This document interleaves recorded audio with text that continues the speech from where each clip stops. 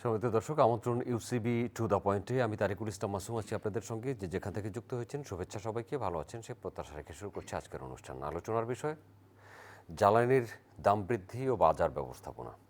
জ্বালানির দাম বৃদ্ধি ও বাজার ব্যবস্থাপনা। শনিবার জ্বালানি তেলের দাম বেড়েছে, এরপরে পণ্যমূল্য বেড়েছে। ব্যবস্থাপনা কি হয়েছে আমরা জানি। আবার দ্রব্যমূল্যের ওই যে ঊর্ধ্বগতি যদি অব্যাহত থাকে তাহলে তো মানুষের ক্রয় ক্ষমতা বাড়াতে হবে। আলোচনা হবে। আলোচনার জন্য আমাদের সাথে স্টুডিওতে উপস্থিত আছেন জনাব মোস্তফা কামাল, সাংবাদিক এবং কলামিস্ট। আপনাকে স্বাগত জানাচ্ছি। ধন্যবাদ আপনাকে। সম্মানিত দর্শক, আমাদের সাথে আরও একজন উপস্থিত আছেন জয়নাল আবেদিন শিশির, যুগ্ম সদস্য সচিব, এনসিপি।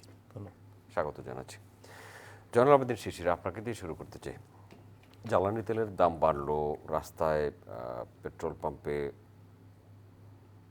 সিরিয়ালটা একটু ছোট হয়েছে, রাস্তাঘাটে গাড়ি কম। জ্বালানি বৃদ্ধির কারণে গণপরিবহনে দাম, ভাড়া বৃদ্ধি, এটা হয়তো বৃহস্পতিবার পর্যন্ত অপেক্ষা করতে হবে, মাননীয় মন্ত্রী বলেছেন। কিন্তু পণ্য পরিবহনের ক্ষেত্রে তো কারো অপেক্ষা করতে হয় না। পণ্য পরিবহনের ভাড়া বেড়েছে, তার প্রভাব ইতিমধ্যে আমরা বাজারে দেখেছি। ডিমের দাম ডজনে 40 টাকা বেড়েছে, আর অন্য অন্য প্রয়োজনীয় দ্রব্যমূল্য তো বেড়েছেই। আর আমরা যখন কথা বলছি তখন গ্যাস এবং জ্বালানি সংকটের কারণে 63টি বিদ্যুৎ কেন্দ্র উৎপাদন বন্ধ আছে। আমাদের ভালো থাকতে হলে কি করতে হবে? ধন্যবাদ মাসুম ভাই আপনাকে এবং আমার সহ আলোচক মোস্তফা কামাল ভাইকে এবং চ্যানেলের সকল দর্শক শ্রোতাকে। দেখেন, যে জ্বালানি সংকটটা একটা কিন্তু বৈশ্বিক সংকট। যখনই ইরান যুদ্ধ শুরু হয় তখন থেকেই আমরা যারা অপোজিশনে আছি আমরা সরকারকে বলেছি একটি সমন্বিত প্রচেষ্টার মধ্য দিয়ে এই সমস্যার উত্তরণ সম্ভব এবং সর্বোচ্চ ক্ষতি কমানো সম্ভব বা ড্যামেজ কন্ট্রোল করা, মিনিমাইজ করা সম্ভব। কিন্তু সরকার শুরু থেকেই অসততার আশ্রয় নিয়েছে। সংসদে সরকারের মন্ত্রীরা বাগাড়ম্বর বক্তব্য দিয়েছে, দেশে কোনো জ্বালানি সংকট নাই, দেশে কোনো কৃত্রিমভাবে জ্বালানি সংকট তৈরি করা হচ্ছে, এগুলো কোনো জ্বালানি সংকট নাই। কিন্তু আমরা কি দেখলাম? ইস্টার্ন রিফাইনারি 2 মাস ধরে বন্ধ, যেখানে আমাদের ক্রুড অয়েলটা আসতো।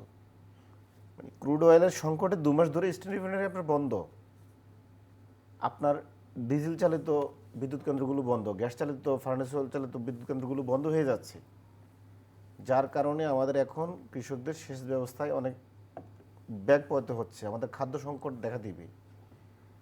সার দিতে পারতেছে না, কারণ আমাদের অধিকাংশ সার কারখানা হচ্ছে গ্যাস চালিত বিদ্যুৎ কেন্দ্রে। এখন যদি আমাদের গ্যাস চালিত এই জ্বালানি না দিতে পারেন, গ্যাস না দিতে পারেন, তাহলে সার উৎপাদন কমে যাবে এবং খাদ্য ঘাটতি দেখা দিবে। এই যে জিনিসগুলো সরকার লুকোচুরি করলো, এখন এসে বলছে এটা বন্ধ, ওইটা বন্ধ, টাকা নাই, আইএমএফের কাছে গিয়ে বসে আছে, এখনও দেশে আসে না কারণ ওরা টাকা দিচ্ছে না। এই দিক দিয়ে আইএমএফ শর্ত দিয়ে দিচ্ছে সংস্কার করতে হবে, হুট করে জ্বালানির দাম বাড়াই দিচ্ছে। এখন আবার প্রধানমন্ত্রী নিজে বলছেন যে আমাদের দাতা গোষ্ঠী এবং সহযোগী বন্ধুরা যদি, বৈশ্বিক সহযোগী বন্ধুরা যদি এগিয়ে না আসেন, তাহলে বাংলাদেশের পক্ষে এককভাবে এই জ্বালানি সংকট সমাধান করা সম্ভব না। তিনি দেশে বলছেন, তার পার্লামেন্টে মন্ত্রীরা বলছেন যে দেশে জ্বালানি সংকট নাই। আর উনি বৈশ্বিক প্ল্যাটফর্মে খোদ প্রধানমন্ত্রী নিজেই অসায়ত্ব প্রকাশ করছেন। এটা কেন? এমন লুকোচুরি জনগণের সাথে কেন? এখন ওনারা, মানে ওদের বলতে হয়, ওনারা যখনই ক্ষমতায় আসেন অব্যবস্থাপনা এমনভাবে হয়, এবং কেন জানি মনে হয় ওনারা ক্ষমতায় আসলে পৃথিবীতে একটা যুদ্ধ বেঁধে যায়। একদম যে রহমান থেকে শুরু করে, খালেদা জিয়া থেকে শুরু করে সবাই, ওনারা 2001 সালে ক্ষমতায় আসছে ইরাক ইরান, মানে ইরাক যুদ্ধ, আফগানিস্তান যুদ্ধ, মানে বিএনপি ক্ষমতায় আসে মানে একটা যুদ্ধ মুখী করে নিয়ে, যুদ্ধ অন্য সময়ে চলে। এখন এটা কেন তাদের সাথে বেশি হয় এবং তাদের অব্যবস্থাপনা বেশি। এখন দেখেন, আপনি তো বললেন যে সারি সারি গাড়ির, যানবাহনের সারি, মানে পাম্প আছে, তেল নাই, মানে বিদ্যুতের খাম্বা আছে কিন্তু বিদ্যুৎ নেই। এখন এই আপনার এই খাম্বা দিয়ে কি করবেন? এই খাম্বারও তো খরচ বাড়ে। এই পাম্পের তেল নাই, পাম্পের সামনে সবাই দাঁড়ায় আছে কিন্তু তেল নাই। এই যে এই অব্যবস্থাপনা, এটা কেন আপনার লুকাচ্ছেন? এটা কি আপনার মানে শুধু সমস্যা? এটা তো বৈশ্বিক সমস্যা। আপনি সবাইকে নিয়ে তো পারতেন এটা সমাধান করতে। তো না, আপনি জনগণকে অন্ধকার রাখলেন, বিরোধীদেরকে অন্ধকার রাখলেন, মিষ্টি মিষ্টি কথা বললেন কি যা আমাদের কোনো সংকট নেই। মোস্তফা কামাল, জনাব মোস্তফা কামাল, আপনার কাছ থেকে একটু শুনতে চাই। কিন্তু আমাদের এই ব্যবস্থাপনাটা তো ঠিক করতে হবে। জি, যে আমি যাকেই অভিযুক্ত করি না কেন, আমি তো এই দেশের মানুষ, এই দেশের মানুষকে তো ভালো রাখতে হবে, থাকতে হবে সবাই মিলেই। এখানে বিদ্যমানের সমস্যার জন্য সরকার মোটেই দায়ী নয়। নাম্বার ওয়ান, সরকার এই সমস্যা তৈরি করেনি, কিন্তু সরকারের উপর দায় চেপেছে। ওই দায় আবার সরকার অস্বীকার যে করছে তা নয়, চেষ্টা করছে সামলানোর। তো সমস্যাটা ম্যানেজমেন্টের, ব্যবস্থাপনা বিষয়ক। সেটা কীরকম? এই ধরনের পরিস্থিতিতে বাংলাদেশে একটা চর্চা আছে, হয় সমস্যাকে ধামাচাপা দেয়া অথবা সমস্যাটাকে আরও মোটা তাজা করে সামনে নিয়ে আসা। আমরা এই জ্বালানি তেল প্রশ্ন কিন্তু তাই দেখছি। তো ওই ক্ষেত্রে কে যে মিথ্যা বলছে আর কে সত্য বলছে নির্ণয় করা বড় কঠিন। সরকার পরিস্থিতি সামলানোর জন্য সর্বসাধ্য চেষ্টা করেছে দাম যেন না বাড়ানো যায়। এরপরে এক পর্যায়ে যতটুকু বাড়িয়েছে এই অঞ্চলের তুলনায়, এই অঞ্চল বলতে এশীয় এই অঞ্চলের তুলনায় অত্যন্ত কম।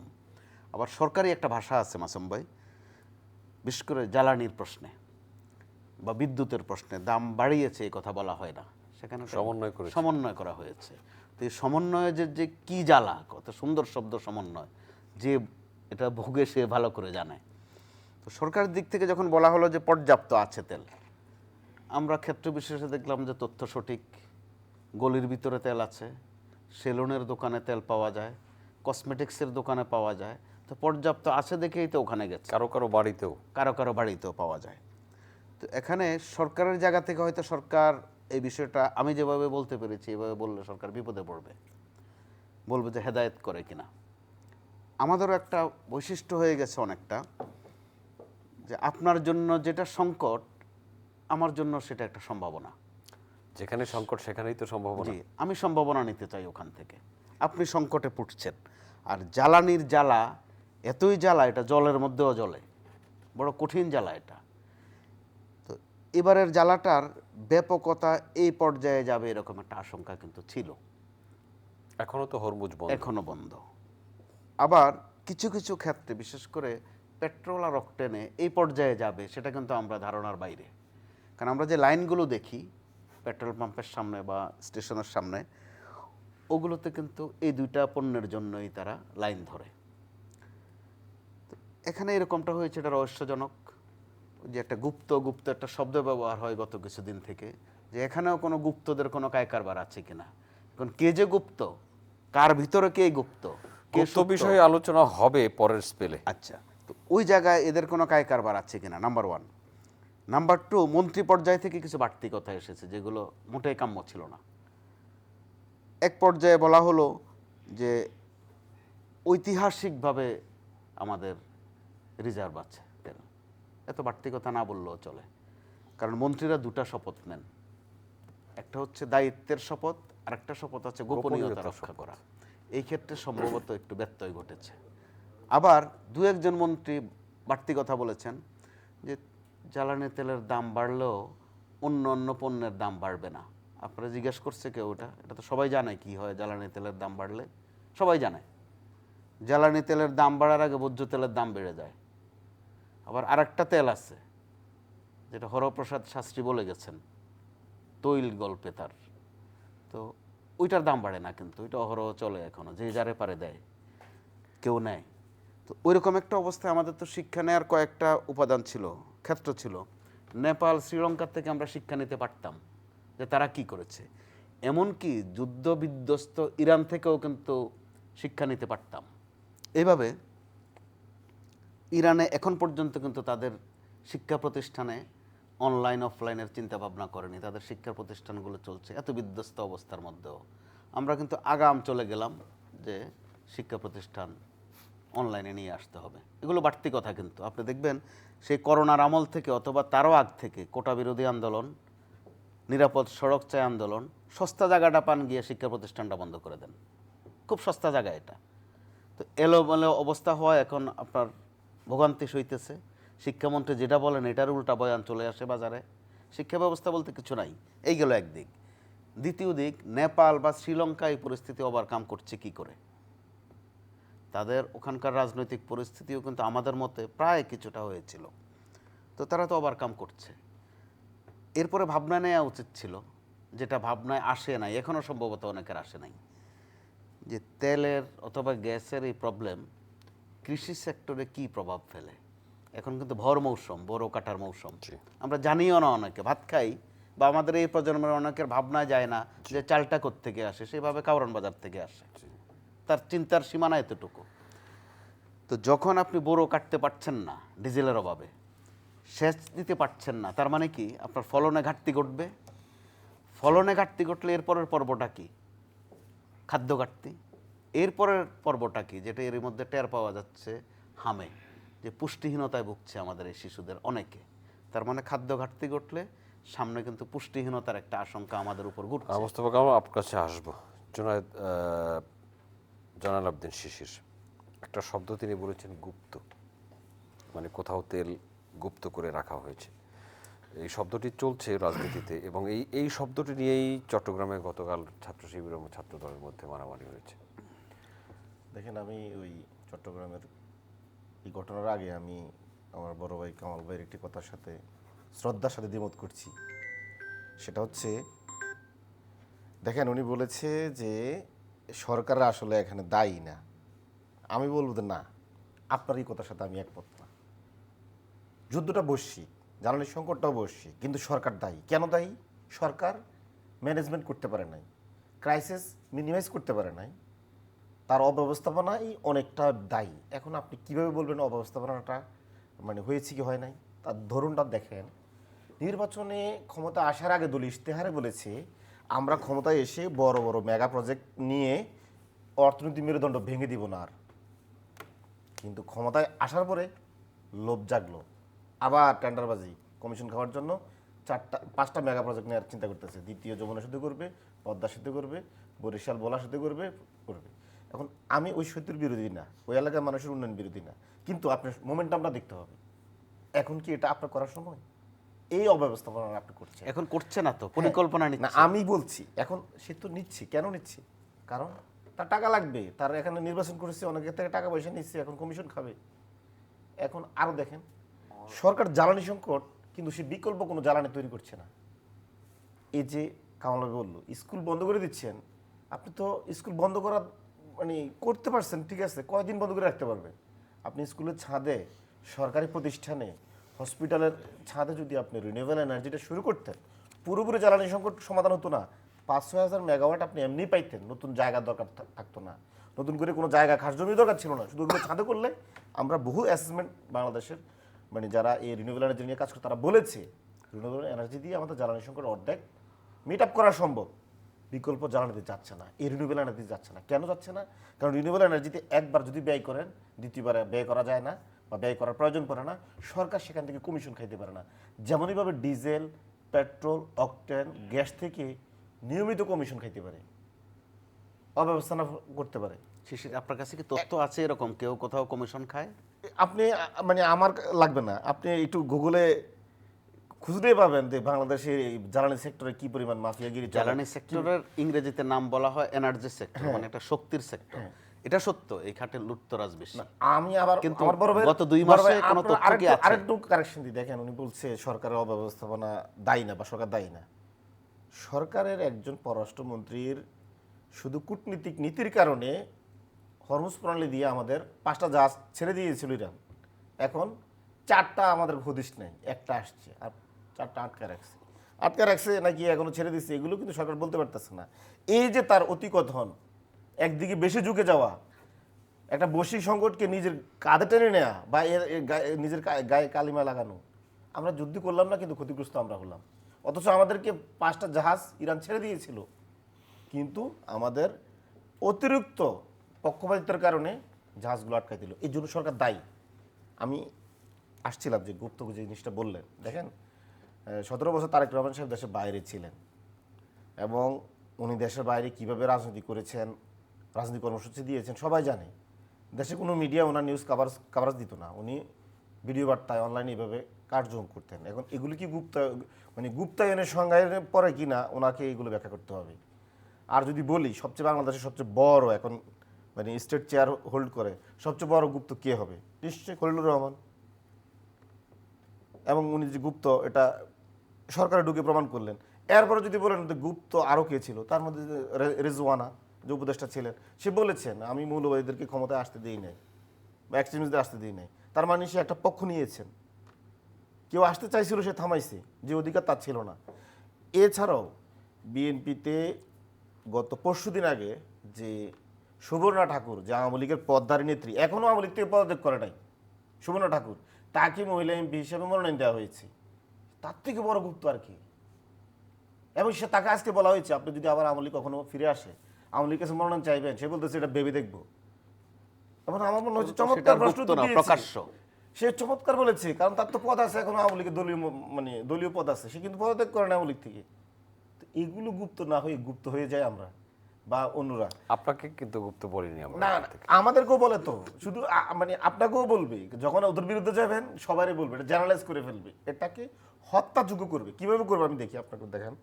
বিগত 17 বছর জামাত শিবির বলে অনেককে কিন্তু হত্যাযোগ্য করেছে, অনেকে জামাত শিবির ছিল না। যেমন বিশ্বজিৎ, জগন্নাথ ইউনিভার্সিটির বিশ্বজিৎ কিন্তু হিন্দু, সে বলেছে ভাই আমি জামাত শিবির না, আমি হিন্দু। তারপরও তাকে কুপি কুপি হত্যা করেছে জামাত শিবির সন্দেহে। এখন সামনে আপনি এটারে এমনভাবে টক্সিক করতেছেন, এই গুপ্ত শব্দটাকে, সামনে যাকে তাকে এই ব্লেম দিয়ে হত্যাযোগ্য করে ফেলবে, যেমনটা আবরার ফাহাদের ক্ষেত্রে বলছে। আপনাকে ধন্যবাদ। আসবো আপনার কাছে মোস্তফা কামাল। এখানে একটু যোগ করতে চাই সামান্য। গুপ্ত সাম্প্রতিক সময়ে গালি, কিন্তু গুপ্ত, সুপ্ত, লুপ্ত এগুলো খুব আদরের শব্দ, খুব সুন্দর শব্দ, কবিতায় খুব বেশি ব্যবহার হয়, গানেও হয়। তো যদি 5 আগস্ট না ঘটতো, শিশির এখন যাদের সাথে আছেন তাদের কেউ কেউ হয়তো এখন ছাত্রলীগের সভাপতি অথবা সাধারণ সম্পাদক থাকতেন, হয়তো থাকতেন। তার মানে এক ধরনের গুপ্ত কায় কারবার ওখানে ছিল। বিপরীতে আসেন, 5 আগস্ট যদি না ঘটতো, এতদিনে বিএনপিতে আপনি অনেক ব্যারিস্টার শাহজাহান ওমর, অনেক তৈমুর আলম খন্দকার পেয়ে যেতেন। অর্থাৎ গুপ্তটা আমাদের মধ্যে আচ্ছা মতো ভর করেছে। তো গুপ্ত রাজনীতি একসময় ছিল, বাম রাজনীতির ইতিহাসে দেখা যায় যে তারা গুপ্ত থাকতেন, এমনকি নামও পাল্টে ফেলতেন, ছিল এক সময়ের এই কালচার। কিন্তু গত বাংলাদেশে যেটা চলছে, সাম্প্রতিক সময়ে গুপ্ত নামে চিহ্নিত করা হচ্ছে, আসলে হচ্ছে এগুলো এক ধরনের চাতুরি। কিন্তু চাতুরির পরিভাষা ব্যবহার করা হচ্ছে যে এগুলো কৌশল ছিল।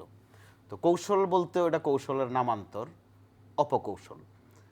আমার যদ্দূর মনে পড়ে, সংসদে একবার সালাউদ্দিন কাদের চৌধুরীকে প্রশ্ন করা হয়েছিল তখনকার সরকারি দল থেকে, অর্থাৎ আওয়ামী লীগ থেকে, যে আপনি বিএনপি করছেন, আপনার ভাই অর্থাৎ গিয়াসউদ্দিন কাদের চৌধুরীও বিএনপি করছে, কিন্তু আপনার কয়েক ভাই অর্থাৎ ফুফাতো, মামাতো, চাচাতো ভাই কয়েকজন আওয়ামী লীগে আছেন, নাম ধরে ধরেই বলছে। তো সালাউদ্দিন কাদের চৌধুরী সেটার জবাব দেননি, জবাব দিয়েছেন গিয়াসউদ্দিন কাদের চৌধুরী। তিনি বলেছিলেন সাবের হোসেন চৌধুরী অথবা একরামুল চৌধুরী, অথবা চট্টগ্রামে আছেন 2 জন, রংপুরে আছেন কয়েকজন, যে ওরা আওয়ামী লীগে একটু ডেপুটেশনে আছে।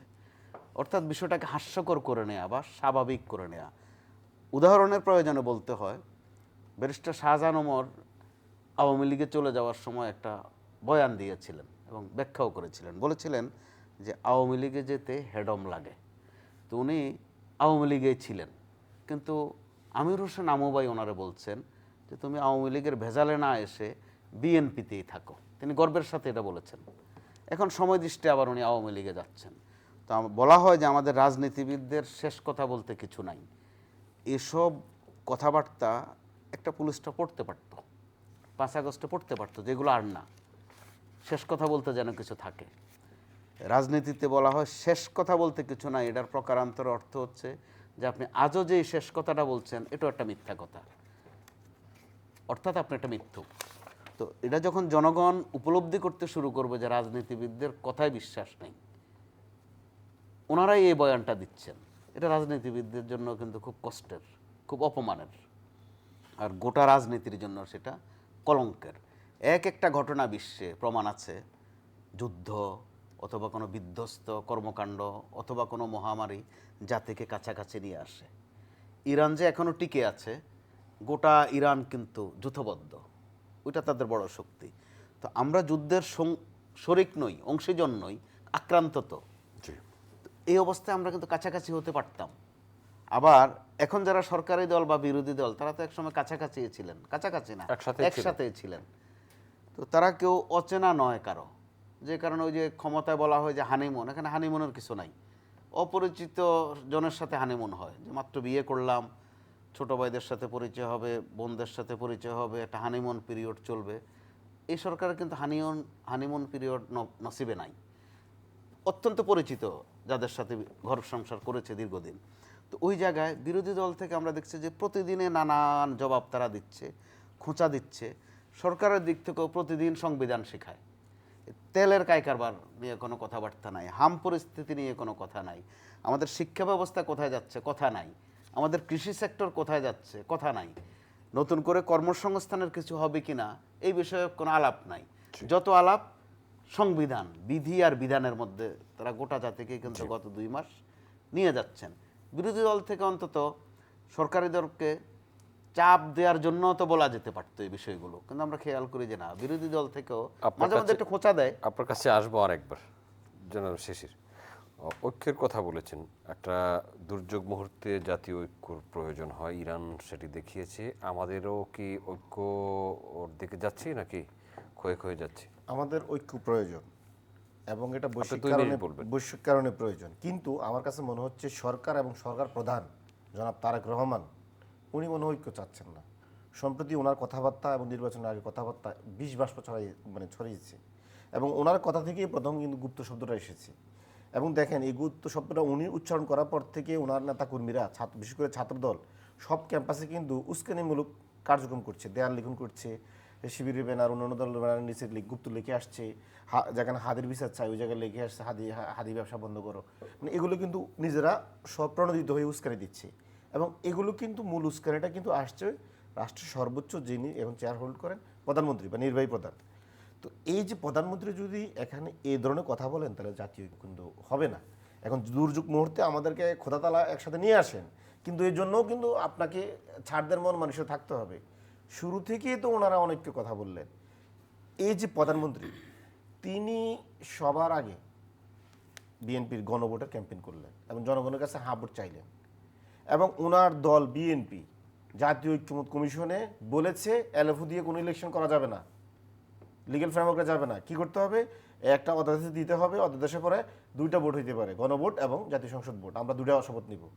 বিএনপির দাবিতে কিন্তু গণভোট হয়েছে। দেখেন নির্বাচন বিএনপির দাবিতে গণভোট হলো, বিএনপির এখন যে সরকার প্রধানমন্ত্রী এই গণভোটের পক্ষে ক্যাম্পেইন করেছেন, হাঁ জয় যুক্ত হয়েছে, কিন্তু নির্বাচনের পরের দিনে বিএনপি প্রতিশ্রুতি ভঙ্গ করেছে এবং তারা সংবিধান সংস্কার পরিষদের শপথ নেয়নি। যদি আপনি শপথ নাই নিতেন তাহলে আপনি গণভোটটা কেন করলেন আর গণভোটের পক্ষে কেন ক্যাম্পেইন করলেন তারেক রহমান সাহেব?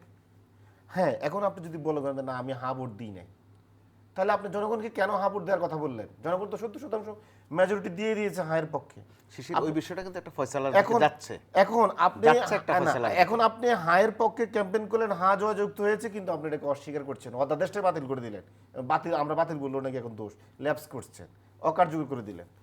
গণভোট তো হয়ে গেছে এখন তাদের বক্তব্য। আমার কথা হচ্ছে আপনি আপনার 51% মানে জনগণের ম্যান্ডেটকে আপনি বৈধ মনে করছেন, আপনি 70% জনগণের ম্যান্ডেটকে অবৈধ মনে করছেন কেন? আপনি কি ওই ইখতিয়ার রাখেন জনগণের ওই ম্যান্ডেটকে অস্বীকার করা? জনগণ তো সংবিধান সংস্কার করার জন্য ভোটারের 70%। হ্যাঁ, আপনি জনগণ তো আপনার ম্যান্ডেট দিয়েছে। আপনার যে কোনো সংবিধানের মৌলিক যখন আপনি পরিবর্তন নিয়ে আসবেন তাহলে আপনার সংসদে 2/3 মেজরিটি দিয়েও পারা যায় না, একটা রেফারেন্ডাম লাগে আপনার। এটা পৃথিবীর মানে সচরাচর যে নিয়মগুলো রয়েছে এরকম।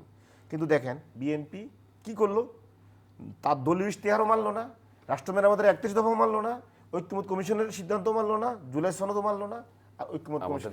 এখন বিএনপি আমরা আসি আসলে আমরা আমাদের জায়গায় আছি, জুলাইতে আছি, ঐক্যমতে আছি, বরং বিএনপি আমাদের থেকে দূরে সরে যাচ্ছে। আচ্ছা, এই দূরে সরে যাওয়াটাই এতক্ষণ আমি বলছিলাম যে রাজনীতিবিদদের শেষ কথা বলতে কিছু থাকে না। কিন্তু এরপরও আবার একটু কথা আছে। প্রধানমন্ত্রী যে অংশটুকু আপনি উল্লেখ করেননি, তিনি কিন্তু স্পষ্ট একটা মেসেজ দিয়েছেন যে যারা আমাকে ভোট দিয়েছেন আমি তাদের প্রধানমন্ত্রী, যারা ভোট দেননি তাদেরও প্রধানমন্ত্রী, আর যারা আমাকেও দেননি, ভোটে দেননি কাউকে, আমি তাদেরও প্রধানমন্ত্রী। ওখানে একটা মেসেজ আছে, গেল একদিক। দ্বিতীয় দিক হচ্ছে শেষ কথার প্রশ্নে আপনারাও কথা নড়চড় করে ফেলছেন। খুব একটা উচ্ছ্বাসা জাগিয়েছিল জামাত ইসলাম এবং এনসিপি।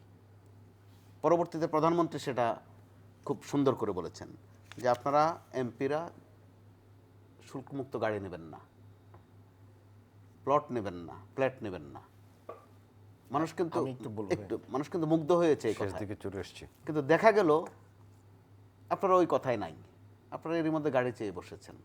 আবার এলাকায় কোথায় এমপি সাহেব বসবে ওটার জন্য একটু জায়গাও চেয়ে বসেছেন।